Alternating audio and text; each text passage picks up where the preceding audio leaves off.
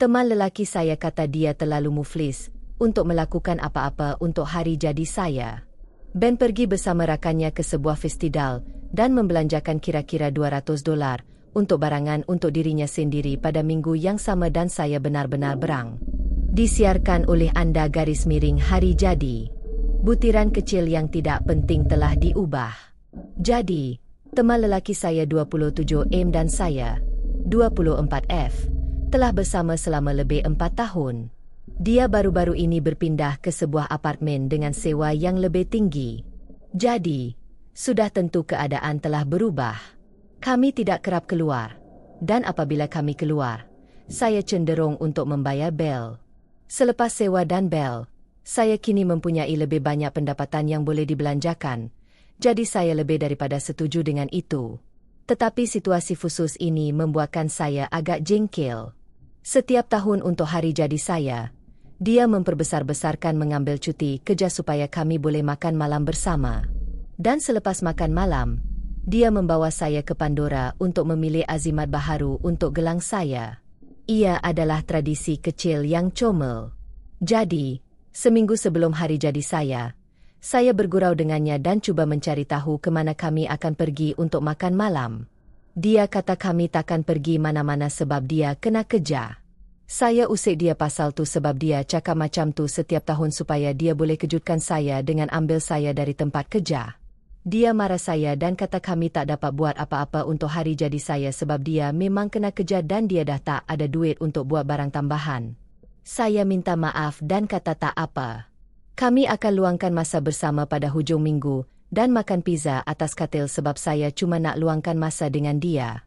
Hari jadi saya Khamis lepas. Dia kerja dan lepas kerja dia telefon saya untuk ucapkan selamat hari jadi.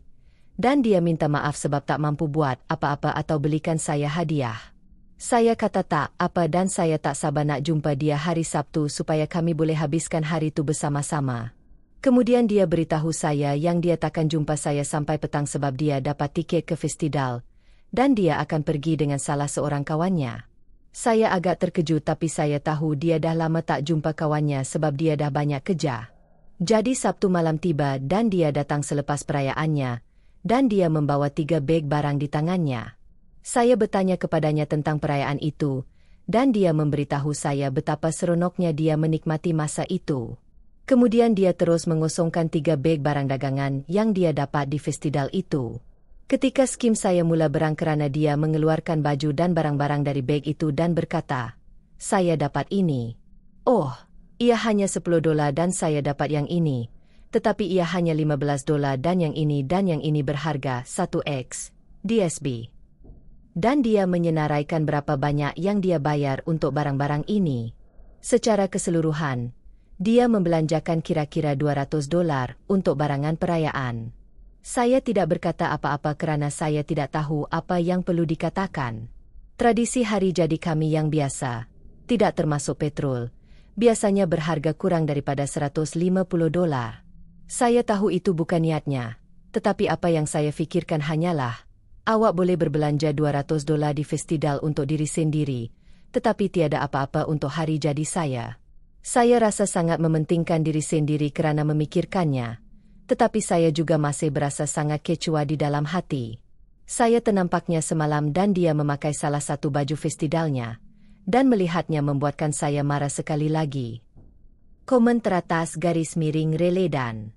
Pengulas. Teman lelaki awak berpindah ke apartemen yang dia tidak mampu bayar. Awak lebih banyak membayar bil kerananya dan dia kata dia tidak mampu bayar apa-apa. Kemudian membelanjakan $200 untuk barangan. Walau berapa banyak untuk tiket konsert dan pada dasarnya pergi untuk hari jadi awak. Awak tidak keterlaluan. Pengulas 2. Dia suka apabila awak membelanjakan wang untuk temu janji. Dia suka berbelanja di luar bajetnya untuk apartemennya. Dia suka berbelanja di luar bajetnya untuk festival. Dia mengutamakan festival tersebut walaupun sekadar hadiah kecil atau sedikit masa untuk hari jadi awak. Dia menunjukkan keutamaannya kepada awak. Awak bukan keutamaan. Teruskan. Pengulas 3. Ada orang lain yang berkata begini, Tetapi saya ingin berlagak jahat sedikit dan mengatakan bahawa ada kemungkinan dia sudah menyimpan untuk perayaan dan itu sebahagian daripadanya kerana dia tidak mempunyai wang untuk dibelanjakan. Saya sendiri pernah berada dalam situasi apabila seseorang meminta saya meminjam wang untuk sesuatu dan saya mendakwa saya tidak mempunyai wang kerana saya tahu saya akan pergi ke perayaan dan akan membelanjakan wang di sana. Saya tidak memberitahu bahawa ke sanalah wang saya akan pergi. Kemudian mereka marah kepada saya kerana saya menghabiskan beberapa ratus di sana. Tetapi tidak membenarkan mereka meminjam beberapa ratus yang mereka mahukan. Tetapi saya rasa saya tidak sepatutnya dipaksa untuk mengurangkan wang perbelanjaan saya kerana ini adalah satu-satunya peluang saya untuk pergi ke perayaan. Sekarang, bolehkah dia berkata begitu kepada Anda? Ya. Adakah Anda akan memahaminya? Mungkin. Adakah Anda masih mempunyai alasan yang kukuh untuk marah tentang ini? Kemungkinan besar. Adakah Anda lebih kecewa kerana Anda tidak mendapat apa-apa? Atau kerana dia tidak memberitahu Anda bahawa dia akan menghabiskan banyak wang di festival itu dan skim sebabnya dia tidak dapat berbuat banyak? Jika yang pertama, saya rasa Anda agak keterlaluan dan dia bekerja untuk wangnya. Jadi, jika itu yang dia mahu lakukan, terpulanglah. Jika yang kedua, jika saya jadi Anda, saya akan bercakap dengannya mengenainya dan memberitahunya bahawa Anda kecewa dengan kekurangan komunikasi itu dan bagaimana perasaan Anda. Respons Ops. Saya tidak marah kerana dia tidak memberi saya hadiah. Saya tidak marah kerana dia membelikan dirinya beberapa barangan festival. Jika dia berkata, saya ada festival ini yang akan datang dan ia akan menelan belanja yang lumayan. Awak keberatan tak kalau kita buat sesuatu yang lain? Untuk hari jadi awak? Saya pasti akan okey sahaja. Sebaliknya, saya marah kerana dia memperbesarkan keadaan muflis hanya untuk berundur dan membelanjakan sebahagian kecil wang untuk sesuatu yang lain.